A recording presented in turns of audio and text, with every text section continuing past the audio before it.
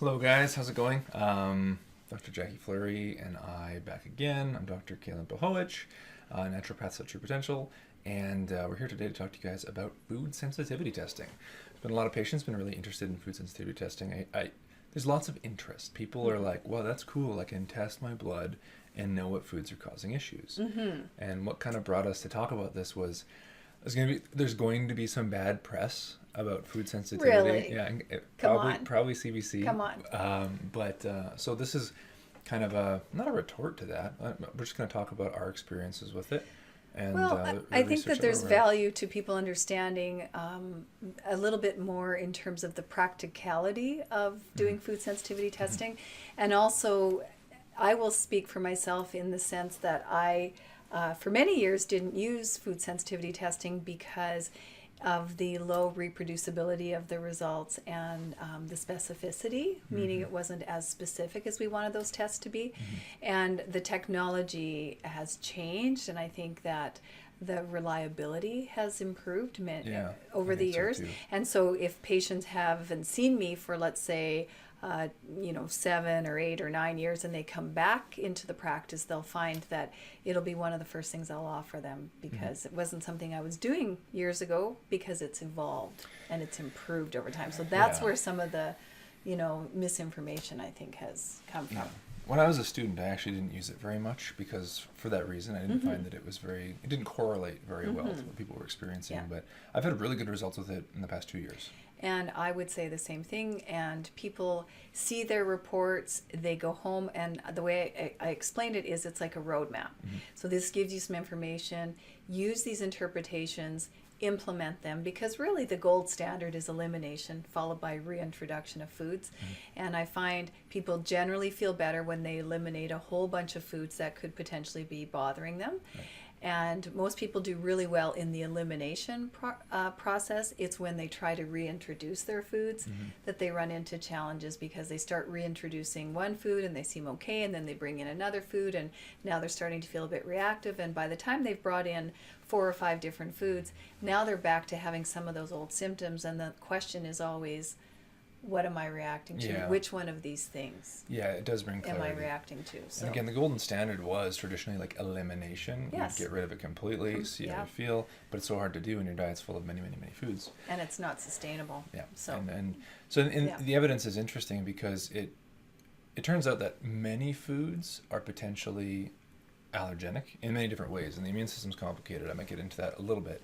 But long story short, it turns out that a lot of the more immunogenic food proteins are just the very, very, very stable ones, which is why like casein in milk, gluten in wheat, and albumin in eggs tend to be quite reactive on many people.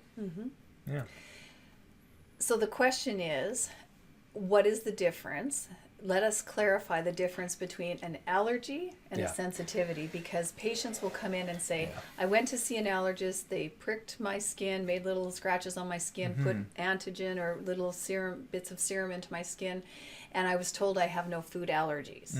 And yet they're still reactive, they're inflamed, their skin is rashy, their guts are a mess, but yet they're told they don't have an allergy. Totally. Yes. So you basically have 2 parts of your immune system. You've got your innate immune system, which is your T cells, and then you've got your humoral immune system, which is your antibodies, and that's your B cells that create antibodies. Now, out of antibodies, there's many kinds of antibodies, right? Yes. So there's IgE, IgA, IgM, IgG. Basically, IgA is in mucous membranes. IgE is this immediate reaction. I eat shrimp, my throat swells up, or the peanut, the anaphylaxis. That's those immediate reactions that a food allergy test at your allergist will be looking for. Exactly, and that's what the skin prick is. If it raises, that's an immediate response to an allergen. That is a type 1 hypersensitivity or an IgE-mediated sensitivity. Absolutely. And this is traditionally what allergies are. Yes. And there's lots of debate as to whether or not, even if IgG does cause problems, is it an allergy or is it a sensitivity? And so that's where the difference in wording comes from. So what we're talking about when we do a food sensitivity testing is actually IgG. And IgG builds up builds up slower over time, I want to say, and hangs around for longer. IgG is a very dominant antibody in the body, and it's one that honestly we don't understand a lot about. Some evidence shows that it helps prevent IgE from being as severe of a reaction, so it has some protective effects. Other things show that it can actually deposit into inflamed tissue and recruit more of an inflammatory response and makes inflammation worse. Right. The jury's kind of out on IgG, but like, we do know that it rises in response with IgE. They tend to both rise at the same time. And so whether or not these tests are surrogate markers for an IgE, food sensitivity, like a food allergy, or the IgG itself is doing something specific, we don't really know. But clinically, we see very good response and results with the test.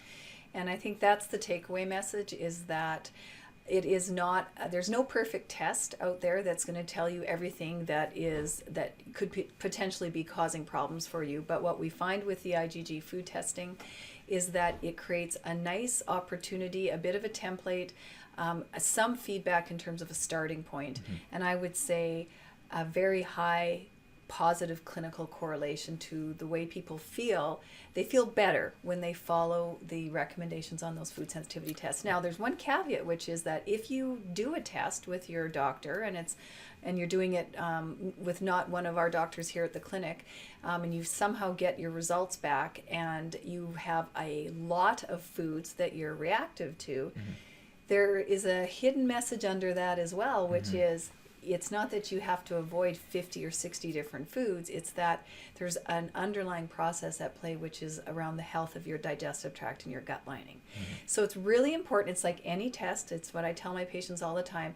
The test is only as good as the person interpreting it to you, right? Because the information needs to be interpreted in the context of you as an individual.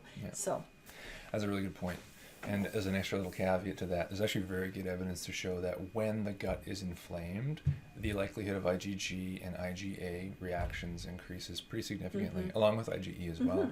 So an inflamed gut sets up a stage for more reactivity and immune response to food proteins.